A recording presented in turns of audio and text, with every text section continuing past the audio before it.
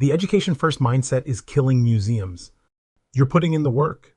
You're posting, programming, scheduling, but people aren't showing up the way you need them to. And even when they do, they're not as engaged as they should be. Now here's the truth. You're relying on information to do a job only experience can do. And until you fix that, your mission will keep falling flat. Stay with me, because in the next few minutes I'll show you why information makes people tune out, how experience flips the script, and 3 ways you can use this shift tomorrow to make people care. So think about this. We live in the most overinformed culture in human history. Nobody is starving for facts. They're starving for reasons to care because information is cheap. But experience is rare. Information says this happened. But experience says you were part of this. If someone walks into your museum and all they get is a sequence of dates and labels, they're gone. But if you guide them into a feeling, a connection, curiosity, or reflection, they lean in. That's the shift. Experience is the multiplier. So let's test it. Imagine a World War II uniform in a glass case. Now, most museums will label this exhibit like World War II Army Service Uniform, issued 1942, worn by local soldier John Thompson. Now let's flip it. This uniform belonged to John Thompson. He wore it the night he wrote his wife a letter from a camp in Germany, telling her he might not come home. He did. That letter's in the drawer below. The uniform didn't change, but the experience did. Now, they're not just looking at fabric. They're picturing a man, a letter, a risk, a life. And that's the moment that sticks. This mistake shows up most in social media. Here's a typical post. Join us for our spring lecture series. Saturdays at 10 a.m. Bob Smith will discuss transportation routes of the 1850s. That sounds like homework. Almost nobody will care. Now let's flip it.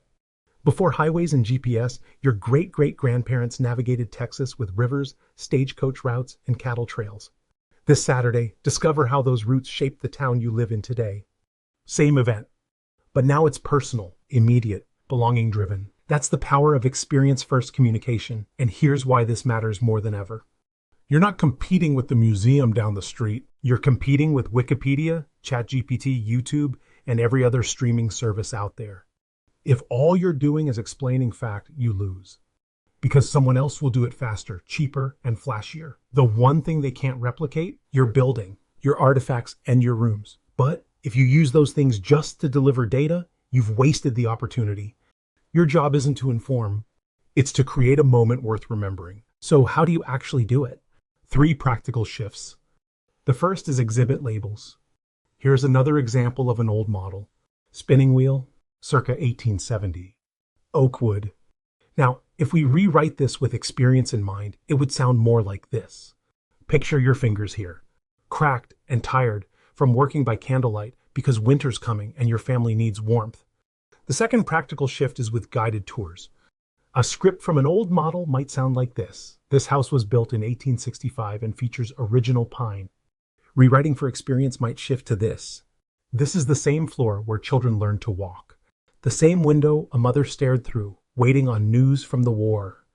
And finally, the most overlooked shift, social media. Here is a post that follows the old model. Flashback Friday. This jail cell was used until 1950. Now let's shift this to a new experience-driven model.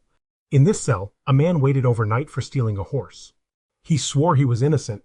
His trial changed local law, and that story starts here. Every shift is the same. Let's move from description to invitation. So how do you engineer experiences consistently? There are 4 emotional levers. Use them, and history sticks. The first emotional lever is identity.